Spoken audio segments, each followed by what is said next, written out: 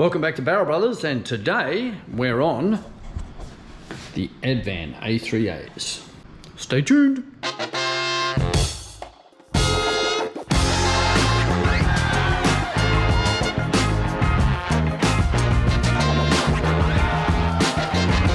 Alrighty, it's a week or so down the track and look what's rolled in the door. I got these from Marty up at GT Wheels in Queensland. He had them in stock, so away we go.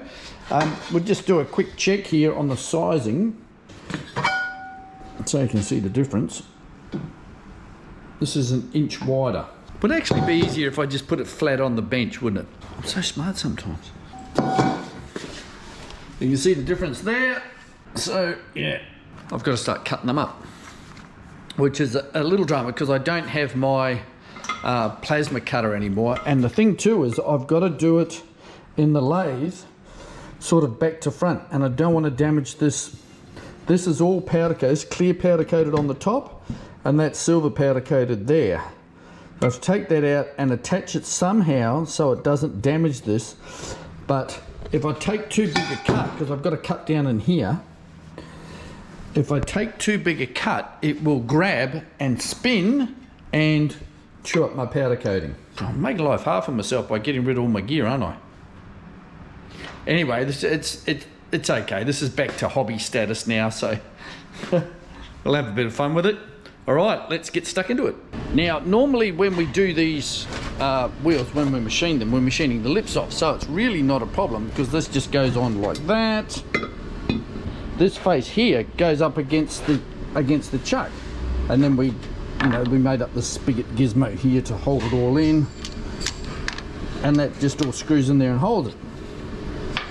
The problem here is we're not doing that side, we're doing this side. So this has a subtle curve, and that will come up against these on the lathe. I sort of nutted it out for a while because we don't really do a lot where we take the barrel off. And when we have done it in the past, we're going to do all the we've already, this is all stripped off, and we do all of that machining and everything before we put the color on. But in this case, it's already on there. So my idea is take this bit of this chunk of Ultra Mid B, could be a 4. Ultra Mid's a type of nylon. Well, that's nylon. It's a nylon 6, I'd say. It could be a nylon 6/6, but I think it's a nylon 6. And machine up a little spigot that fits into here and just goes around that edge there. So that will space us out from this edge, so it won't come up against there. So I've got a fair bit of machining to do before I can even start machining. When you're measuring up bores and stuff, it's like sometimes gets a bit tricky because you can't get verniers in there or whatever to measure stuff up.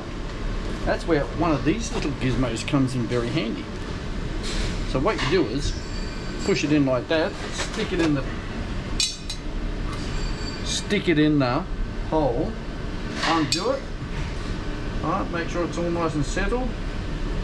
Tighten it up, and that's your bore size.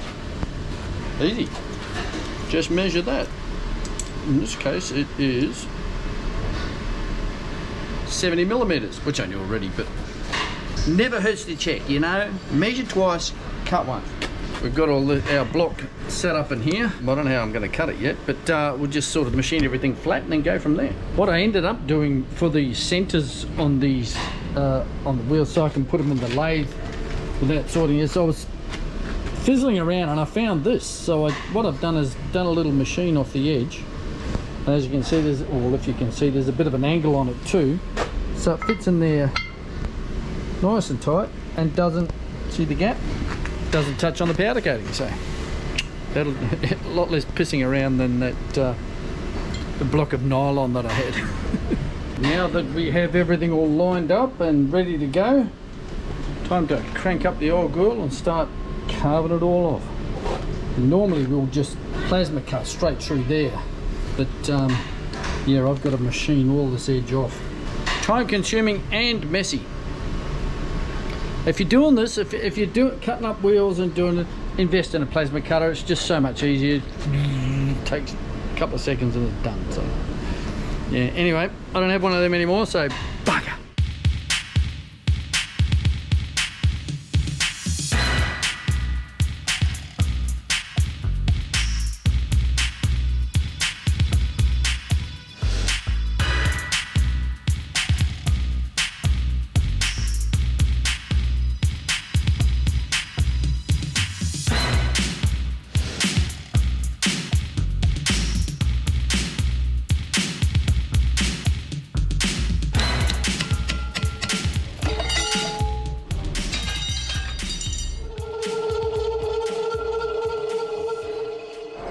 it's going to weld.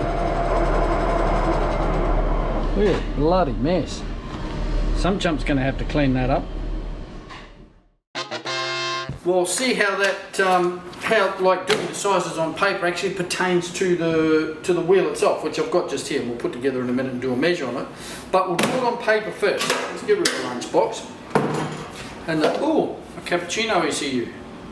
How'd that get there? All right. So we started with a 14 by, what was it? 14 by 7 plus 7. So 14 by 7. Half 7 is 3.5. 14 by 7 minus 7. Alright, driver side, passenger side on a right hand drive car. Minus 7 means it's back towards the passenger side, minuses. Alright, so there's the centre of the wheel at the moment. Okay? And we're going to, we have in this one case, we've added 1 inch to the rear of it, which makes it 8 inches wide. Half of 8 is 4, correct? Okay. So that's our previous centre of the wheel. This doesn't change because that's where the hub is. And now we're on that side. Okay. So, what's our offset? It's now a 14 by 8 plus 6. Okay, 14 by 8 plus 6. That's what we've got. Now I haven't measured this up, so it should be pretty close. Now our one little thing here is, see this edge here, just on the edge of the wheel? It's not as wide on the lip as it is on the barrel. It's a little bit more there, so it would probably be, I don't know, a mil or two out. Look at that fit, that's perfect. Overall width is 228, clear. 28 divided by 2 equals 114. Then we measure down from the hub face to the surface of the table. The surface of the table isn't particularly flat, but this will be within a couple of mil of what we want. Alrighty. 112, 114 minus 112 equals 2, so plus 2. So I'd give it maybe 2 millimeters there, so we're probably 14 by 8 plus 4, or 14 by 8 plus 6, yeah, 14 by 8 plus 4. That's about where we are, which is ideal for this particular car. Now, here's the thing. I had to think about it. I actually have to do 2 wheels. Why? Because the back's clear. The only reason for actually doing the rears as well is, you know, have 8-inch wide wheels on the front, 7s on the back. It's like, I mean, fitment wise, it doesn't really matter. The lips are the same size. It's all about the barrels pulling it back. So yeah, I don't like putting wider lips on the front than I do on the back, but they're the same all the way around. So we could do 2, and but the reason I don't want do the other two is because they've still got tyres on them. Crappy tyres nonetheless, but they still have tyres on them. So we'll get these ones done, and I'll wipe my greasy fingerprints off this. So, but it's all powder coated, so it should be good. Yeah, we'll do that, and go down and knock over the other 2 and see how we go. We'll get 2 of them done anyway. Get Shannon over to weld it all up. You notice that the silicone is all gone. I wire weld that off, gives you a really bad case of dandruff, but it's all gone, and there's a nice V for him to weld everything up there, which he's going to do fairly carefully so as not to fry my powder coating.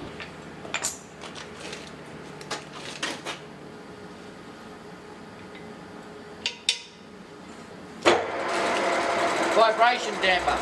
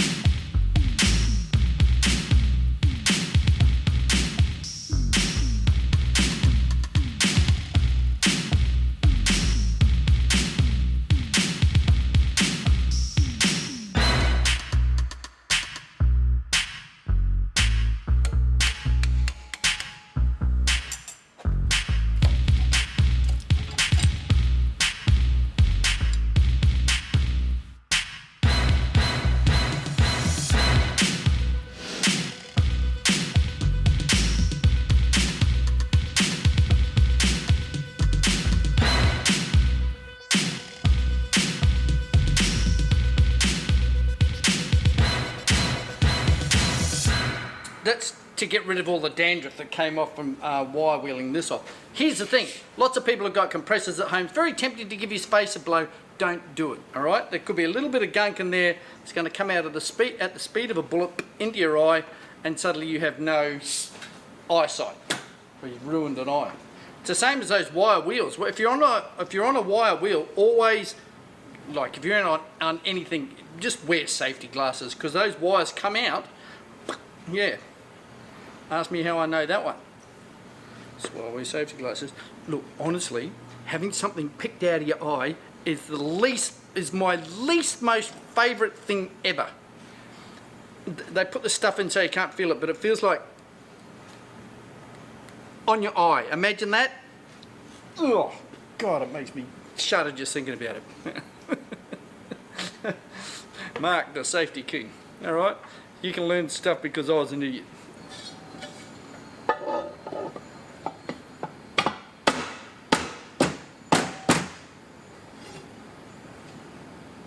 Two more to do and they still got tyres on them. Alright, time to drill them. Now what I'm going to do, I had a look at some bolts which I'll show you in a minute, but I'll drill them first. I'm going to drill them out to a 7mm. They had M6s in them, but we'll go to an M7, and I can't be bothered honestly setting all this up, so we're just going to do it the old, you know, use the wheel as a template sort of job. Alright, first one in. So we put a bolt in it, so the lip can't wiggle itself around, which it can do with the vibration. I'm using the long series because I don't want the chuck down in amongst the wheel, which just means there's a bit of mucking around getting it in and out. I've picked up a difficult one.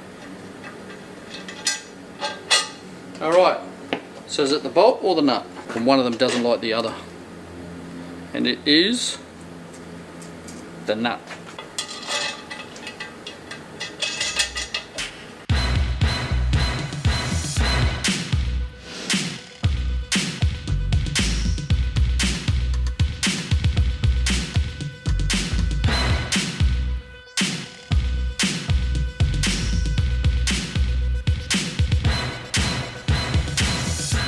D's nuts time. So I originally put in like a chrome dome nut in them, which are probably floating around on the bench here somewhere, but pulled them apart. I thought, look, it might be nice to go with like a chrome M7 12 point. Then I thought like a black might be good too. Look at that. Couple of problems there. These little chromey ones, I was going to go with an M24, but they're too short. Let's just whack a nut on there. As you can see, there's not much engagement there. So the next size up for that is an M32, which hangs out a little bit. I've got to say, I quite like those black ones. And I quite like them for two reasons, is they are a matte black instead of a gloss. And because they are a matte black, they'll be sitting here forever because nobody wants them. I'm thinking that's the go. Question is, will they go on the car with all that thread hanging out the back? So I'm just going to put it together hand tight, jack the car up, which is here at the moment, and we'll have a bit of a go at it.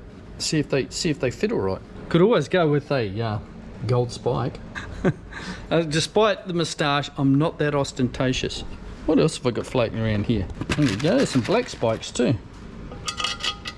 I quite like the black spikes, but here's the drama with these ones. When you're washing the wheel, they kind of tear your sponge to pieces. They're cool though, look at them. Moment of truth.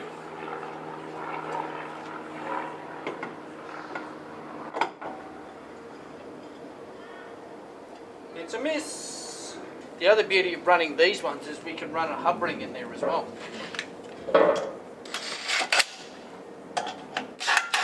Plenty of room. Okay, so I've got the thickness of my finger in between the end of the bolt and nut and the caliper, so yeah, plenty of room. While we've got this apart, you know, I carry on about welded and non-welded wheels all the time.